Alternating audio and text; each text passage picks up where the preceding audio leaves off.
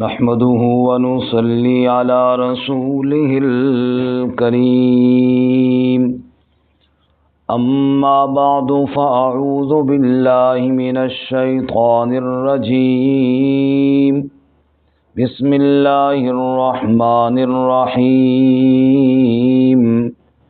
هو الذي أنزل عليك الكتاب منه آيات محكمات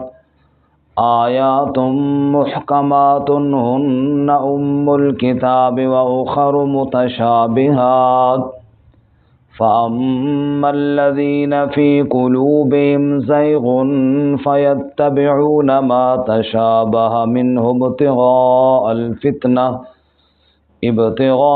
الفتنة وابتغاء تأويله وما يعلم تأويله إلا الله والراسخون في العلم يقولون آمنا به كل من عند ربنا وما يذكر إلا أولو الألباب سبحان ربك رب العزة عما يصفون وسلام على المرسلين والحمد لله رب العالمين اللهم صل على سيدنا ومولانا محمد وعلى آل سيدنا ومولانا محمد وعلى آله وأصحابه أجمعين.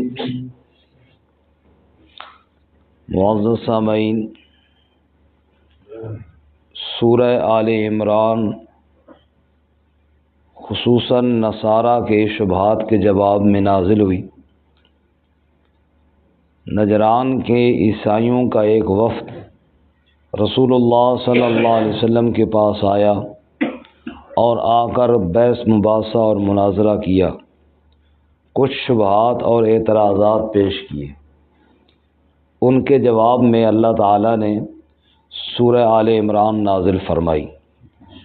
من جملہ ان کے شبہات کے ایک شبہ عیسیٰ علیہ السلام کے متعلق یہ تھا کہ ہم عیسائی لوگ عیسیٰ علیہ السلام کو اللہ کا بیٹا کہتے ہیں، جبکہ قرآن مجید میں بھی اس کی طرح ملتے جلتے الفاظ ہیں. مثلا عیسیٰ علیہ السلام کو اللہ کا کلمہ کہا گیا ہے، اللہ تعالیٰ کی طرف سے روح کہا گیا ہے. اس کے جواب میں یہ آج کا سبق اور آج کی آیت ہے. اللہ تعالیٰ نے فرمایا قرآن مجید کی آیات دو قسم کی ہیں، ایک محکمات اور دوسری متشابہات. محکمات کا معنی مضبوط، اصل، واضح، یعنی جن کا حکم بالکل واضح، دو ٹوک اور ہر ایک کی سمجھ میں آ جانے والا ہے. دوسری متشابہات یعنی متماثلات، ملتی جلتی، کہ جن کا واضح اور قطعی حکم ہر ایک انسان کی سمجھ میں نہیں آتا. اب جو ایمان والے ہیں اور جو اللہ تعالیٰ کے کلام پر یقین رکھنے والے ہیں وہ محکمات پر یقین رکھتے ہیں اور متشابہات پر ایمان رکھتے ہیں. اور متشابہات کا اگر مطلب سمجھ میں کچھ آ جائے تو ٹھیک، نہیں تو ان کو محکمات کی طرح ہی سمجھتے ہیں. بھائی اس کا بھی وہی مطلب ہوگا جو اللہ نے واضح آیات میں بتایا ہے، اور زیادہ ان کی کھوج کرید میں نہیں پڑتے. بھائی اللہ تعالیٰ نے جتنا علم دیا ہے بس اپنے عقل کی ایک حد ہے نا، اس سے آگے تو نہیں بڑھنا. ورنہ جو انسان اپنی حدود نہ سمجھے وہ ناسمجھ ہے. ہر انسان کی حدود ہیں، رہنے سہنے کی حدود ہے، رشتہ داریوں میں حدود ہیں. ایسی عقل کا بھی ایک زاویہ اور ایک حد ہے. اس سے آگے جا کے سوچے گا تو گمراہ ہو جائے گا، بھٹک جائے گا. جیسا کہ رسول اللہ صلی اللہ علیہ وسلم نے ارشاد فرمایا، ایک انسان سوچنا شروع کرتا ہے کہ جناب فلاں چیز کو اللہ نے بنایا، فلاں چیز کو اللہ نے بنایا. پھر آگے سوچتے سوچتے شیطان اس کے دل میں یہ وسوسہ ڈالتا ہے کہ مزید سوچ کے اللہ کو کس نے بنایا، نعوذ باللہ. تو یہ اگر سوچنا شروع کر دے گا تو گمراہ ہو جائے گا اور کفر میں چلا جائے گا. تو ایک حد ہے، اس حد سے آگے جانے کی اجازت نہیں ہے. تو اللہ تعالیٰ ارشاد فرماتے ہیں کہ دو قسم کی آیات ہیں، محکمات اور متشابہات۔ جو ایمان یقین والے ہیں محکمات پر ایمان رکھتے ہیں، جن کے دلوں میں کجی، ٹیڑھا پن اور شرارت اور گمراہی ہوتی ہے وہ متشابہات کے پیچھے ساری زندگی لگے رہتے ہیں اور ان کے معنی مطلب اس قسم کے بیان کرنے کی کوشش کرتے ہیں، خود بھی گمراہ ہوتے ہیں اور باقی لوگوں کو بھی گمراہ کرتے ہیں۔ تو اے عیسائیو، مطلب یہ ہوا کہ اے عیسائیو، قرآن کی کتنے واضح آیات ہیں جن میں واضح طور پہ ہے کہ اللہ کی اولاد کوئی نہیں ہے۔ قل هو اللہ احد اللہ الصمد لم یلد ولم یولد، کتنی واضح ہے کہ وہ اللہ ایک ہے، نہ وہ کسی کی اولاد ہے اور نہ اس کی کوئی اولاد ہے۔ دو ٹوک واضح طور پہ موقف قرآن نے دے دیا۔ اولاد ہونا تو دور کی بات ہے، اس کی تو کف قبیلہ ہی کوئی نہیں۔ اسی طرح ایک مقام پہ اللہ فرماتے ہیں انا یکون لہ ولد ولم تکن لہ صاحبہ، اللہ کی اولاد کیسے ہو، اللہ کی تو بیوی کوئی نہیں۔ اولاد کے لیے تو پہلے بیوی ہوگی تو پھر اولاد ہوتی ہے، بیوی تم بھی نہیں مانتے ہو اللہ کی اور اولاد مانتے ہو، یہ کتنی بڑی بے وقوفی ہے۔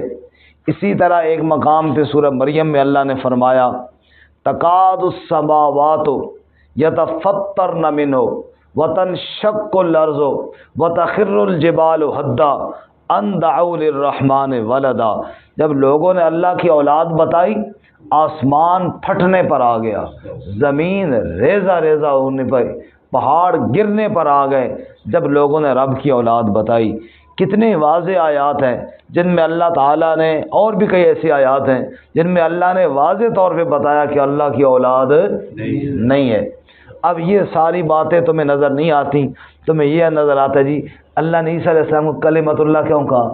او بھائی، کلمۃ اللہ کا مطلب بیٹا نہیں ہے، کلمۃ اللہ کا مطلب یہ ہے کہ اللہ تعالیٰ کے امر سے، اللہ کے کلمہ کن سے پیدا ہوا۔ تم نے ضرور کلمہ کا معنی بیٹا ہی کرنا ہے، کلمہ کا معنی بیٹا کہاں ہے؟ کلمہ کا معنی بیٹا تو نہیں ہوتا، بس تم خواہ مخواہ ایک مطلب لے کر اس کا معنی پہ ڈٹے ہوئی ہو۔ اسی طرح اللہ تعالیٰ کی طرف سے روح ہے، تو روح کس کی طرف سے ہوتا ہے؟ اللہ کی طرف سے ہوتا ہے نا۔ یسألونک عن الروح قل الروح من امر ربی، تو روح اللہ کا امر ہے نا، تو اللہ نے کہہ دیا کہ عیسیٰ میری طرف سے روح ہے، تو اس میں بیٹا ہونے کی کہاں سے بات آ گئی؟ کیوں کہ جب مریم بی بی کے بطن میں روح ڈالی گئی عیسیٰ علیہ السلام کے جسم میں تو کس نے ڈالی تھی؟ اللہ نے ڈالی تھی۔ تو یہ متشابہات کو مطلب خواہ مخواہ غلط بیان کرنا اور پھر عیسیٰ علیہ السلام کو اللہ کا بیٹا ثابت کرنے کی کوشش کرنا، یہ گمراہی ہے۔ اللہ اولاد سے پاک ہے، اللہ کی کوئی اولاد نہیں۔ اسی طرح عیسیٰ علیہ السلام کی خود دعوت قرآن میں موجود ہے۔ عیسیٰ علیہ السلام دعوت دیتے ہوئے فرماتے ہیں ان اللہ ربی و ربکم، بے شک اللہ میرا بھی رب ہے اور تمہارا بھی رب ہے۔ عیسیٰ علیہ السلام نعوذ باللہ یہ تو کہیں نہیں فرمایا کہ اللہ تعالیٰ میرا والد ہے، نہیں، کہا اللہ میرا رب ہے، تو عیسیٰ علیہ السلام کی بات ہی مان لو۔ اسی طرح عیسیٰ علیہ السلام جب پیدا ہوئے اور حضرت مریم علیہ السلام پر لوگوں نے تہمت لگائی کہ یہ بغیر شادی کے عیسیٰ کیسے پیدا ہو گئے، اور پہلے دن جو عیسیٰ علیہ السلام نے کلام کیا اس میں بھی واضح طور پہ فرمایا قال انی عبد اللہ، ابن اللہ نہیں کہا بلکہ فرمایا عبد اللہ، میں اللہ تعالیٰ کا بندہ ہوں، بیٹا نہیں کہا۔ تو کتنی واضح آیات کو چھوڑ کر چند متشابہات کے پیچھے پڑھ کر کیوں گمراہ ہوتے ہو؟ تو ایک ضابطہ اور ایک اصول اللہ تعالیٰ نے اس مقام پر بیان کر دیا کہ محکمات کے پیچھے رہا کرو، متشابہات کے پیچھے پڑھو گے تو پھٹک جاؤ گے اور گمراہ ہو جاؤ گے۔ اب اس ضمن میں اور بھی کئی ایسی چیزیں ہیں جو ہمارے لیے بھی ہیں، مثلا چیزیں اللہ نے غیب میں رکھی ہیں، مرنے کے بعد قبر کے اوپر، قبر کی زندگی کے اوپر، جنت جہنم پر، عذاب ثواب پر، سب پر ہمارا ایمان ہے۔ لیکن اگر ہم اس کی پوری کیفیات میں لگ جائیں گے یوں ہوتا ہے اور ایسے ہوگا، وہ اللہ نے رکھا ہی پردے میں ہے، میں اور آپ اپنے عقل سے سمجھنے کی کوشش کریں گے تو پھر کیا فرقہ واریت میں مبتلا ہوں گے جیسا کہ لوگ ہوتے ہیں، اس کے علاوہ اور کوئی فائدہ نہیں ہوتا۔ اس کے اوپر ایمان رکھیں، جو اللہ نے فرمایا سچ فرمایا، جو اس کے نبی صلی اللہ علیہ وسلم نے فرمایا سچ فرمایا، کیفیت اللہ کے حوالے۔ تو اللہ ہمیں محکمات پر عمل کی، یقین کی توفیق عطا فرمائے۔ اب آیت کو دیکھیے جی، هو الذی، وہی اللہ کی ذات ہے، انزل علیک الکتاب، جس نے نازل فرمائی آپ صلی اللہ علیہ وسلم پر کتاب، منہ آیات محکمات، اس میں سے بعض محکمات آیات ہیں، اصل پکی آیات ہیں، قانون اور ضابطے کی واضح کھلی باتیں ہیں، ہن ام الکتاب، وہی اصل کتاب ہیں، اصل کتاب کا منشا اور موضوع وہی ہیں جن میں واضح طور پہ اللہ نے کوئی حکم بیان فرما دی ہے۔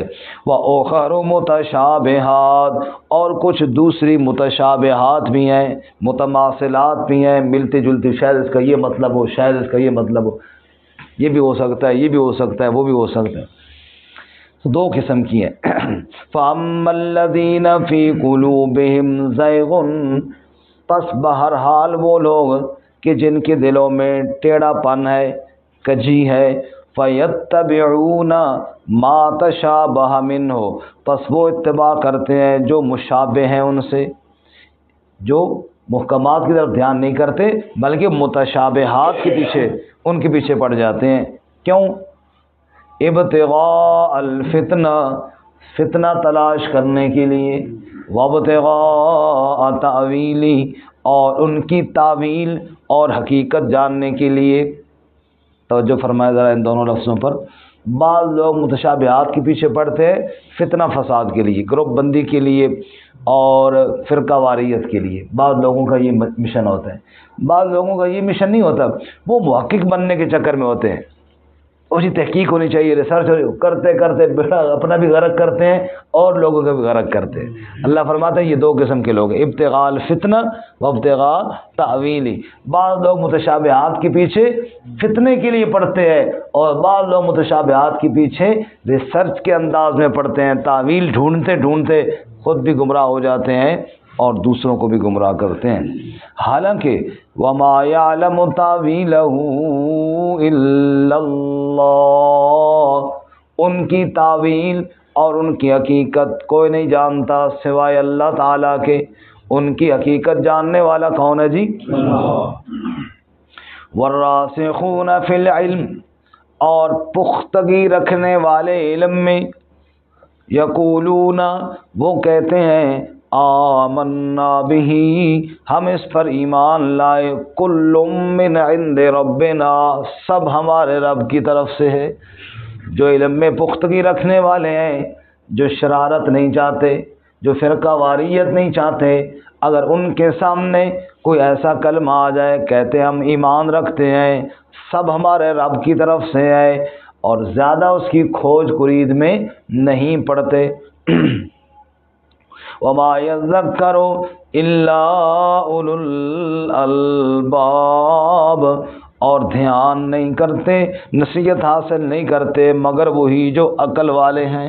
عقل والا ہی بندہ سمجھتا ہے نا کہ میری عقل کی یہ حد ہے۔ جو عقل سے پیدل ہوگا وہ پھر آگے مزید سوچے گا جو اللہ تعالیٰ نے سوچنے کی اجازت نہیں دی۔ روح کے بارے میں قرآن نے واضح فرمایا، وَمَا أُوتِيتُم مِّنَ الْعِلْمِ إِلَّا قَلِيلًا، تمہیں روح کا علم تھوڑا دیا گیا ہے، بس تھوڑا دیا گیا تو تھوڑے پر رہو نا، آگے بڑھو گے تو بھٹک جاؤ گے۔ تو جہاں پر اللہ تعالیٰ نے کسی چیز کو تفصیل سے بیان نہیں کیا ہے اس میں ہمیں پڑھنے کی کیا ضرورت ہے؟ ایسے ہی سورۃ مدثر میں ایک آیت ہے، علیہا 19 کہ جہنم کے اوپر 19 فرشتے اللہ تعالیٰ نے نگران مقرر کیے ہیں۔ اس پر وہ کافر مذاق اڑاتے تھے، اچھا 19 ہیں، کوئی مسئلہ نہیں ہے جی، 4-5 تو میں قابو کر لوں گا، دوسرا کہتا ہے میں کر لوں گا۔ اگر اللہ تعالیٰ نے فرمایا وَمَا جَعَلْنَا عِدَّتَهُمْ إِلَّا فِتْنَةً لِلَّذِينَ كَفَرُوا، یہ 19 کا عدد ہم نے کافروں کے لیے ایک آزمائش بنا دی ہے۔ وہ سن کے سمجھتے ہیں یہ کر لیں گے، حالانکہ فرشتہ ایک بھی ہو تو تمہارے لیے کافی ہے۔ تو یہ ایسی چیزیں جن کو اللہ تعالیٰ نے تفصیل سے بیان نہیں کیا۔ ہم نے کوئی فرشتے دیکھے ہوئے ہیں کہ کیسے ہوں گے؟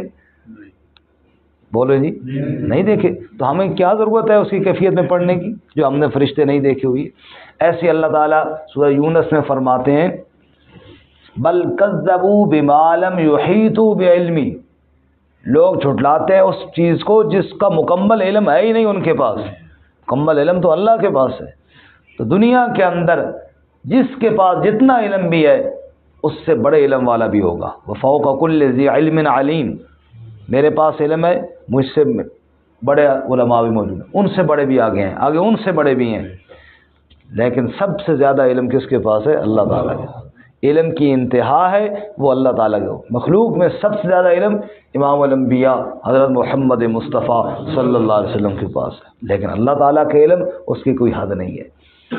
اس لیے آگے دعا ہے جی، ربنا لا تزغ قلوبنا بعد اذ ہدیتنا، اے ہمارے رب ٹیڑھا نہ کر ہمارے دلوں کو اس کے بعد جب تو نے ہدایت دی ہے، اے اللہ ہدایت کے بعد ہمیں گمراہ نہ کر، وہب لنا من لدنک رحمہ، اور ہمیں اپنی طرف سے رحمت عطا فرما، انک انت الوہاب، بے شک تو خوب عطا کرنے والا ہے۔ یعنی یا اللہ تو نے ہمیں ایمان دیا ہے، اب ہمیں ان چکروں میں نہ ڈال، کہیں ہم ان چکروں میں پڑھ کے بھٹک ہی نہ جائیں یا اللہ۔ اے اللہ اپنی رحمت سے ہماری حفاظت فرما۔ اور یہ دعا پڑھنی چاہیے کیونکہ آج کل تو فتنوں کا دور ہے، ہر طرف سے فتنے ہی فتنے، کوئی جناب تحقیق کی بنیاد پر اور کوئی جناب فتنے کی بنیاد، جیسے کہ اللہ نے بتایا نا ابتغاء الفتنہ وابتغاء تاویلہ، کوئی فتنے کے لیے، کوئی حقیقت جاننے کے لیے، کوئی کس چکر میں، کوئی کس چکر میں، اور بندہ بھٹک ہی رہ جائے۔ اللہ تیری رحمت کے بغیر ہم کبھی نہیں ہدایت پہ قائم رہ سکتے، اے اللہ اپنی رحمت سے ہم سب کو مرتے دم تک ہدایت پہ قائم فرما۔ ربنا، اے ہمارے رب، انک جامع الناس، بے شک تو جمع کرنے والے لوگوں کو، لیوم لا ریب فیہ، اس دن میں جس دن میں کوئی شبہ نہیں، کوئی شک نہیں، ان اللہ لا یخلف المیعاد، بے شک اللہ وعدے کے خلاف، اے اللہ کل تو تیرے سامنے ہی جانا ہے، اے اللہ اس وقت جب جائیں تو ہم سرخرو ہو کر جائیں، رسوا ہو کر نہ جائیں۔ اللہ ہمارے حق میں ان دعاؤں کو قبول فرمائے۔ ترجمہ دوبارہ سن لیں۔ هو الذی، وہی اللہ کی ذات ہے، انزل، جس نے نازل فرمایا، علیک الکتاب، آپ پر کتاب کو، منہ آیات محکمات، ان میں سے بعض محکم مضبوط آیات ہیں، ان ام الکتاب، وہی اصل کتاب ہیں، وَأُخَرُ متشابہات، اور کچھ دوسری متشابہات ہیں، فَأَمَّا الَّذِينَ فِي قُلُوبِهِمْ زَيْغٌ، پس وہ لوگ جن کے دلوں میں کجی ہے، ٹیڑھا پن ہے، فَيَتَّبِعُونَ مَا تَشَابَهَ مِنْهُ، پس وہ اتباع کرتے ہیں جو مشابہ ہیں ان سے، ابتغاء الفتنہ، فتنہ تلاش کرنے کے لیے، وابتغاء تأویلہ، اور ان کی تعویل اور حقیقت جاننے کے لیے، وما یعلم تأویلہ الا اللہ، حالانکہ کوئی نہیں جانتا ان کی حقیقت کو سوائے اللہ کے، والراسخون فی العلم،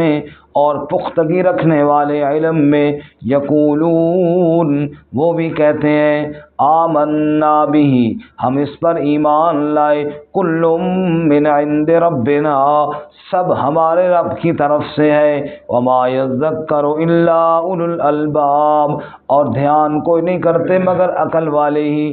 ربنا، اے ہمارے رب، لا تزغ قلوبنا، نہ ٹیڑھا کر ہمارے دلوں کو، بعد اذ ہدیتنا، اس کے بعد جب تو نے ہمیں ہدایت دی، وہب لنا من لدنک رحمہ، اور ہمیں عطا فرما اپنی طرف سے رحمت، انک انت الوہاب، بے شک تو خوب عطا کرنے والا ہے۔ ربنا، اے ہمارے رب، انک جامع الناس، بے شک تو جمع کرنے والے لوگوں کو، لیوم لا ریب فیہ، اس دن میں جس دن میں کوئی شک نہیں، ان اللہ لا یخلف المیعاد، بے شک اللہ تعالی خلاف نہیں کرتا وعدے کے۔ وآخر دعوانا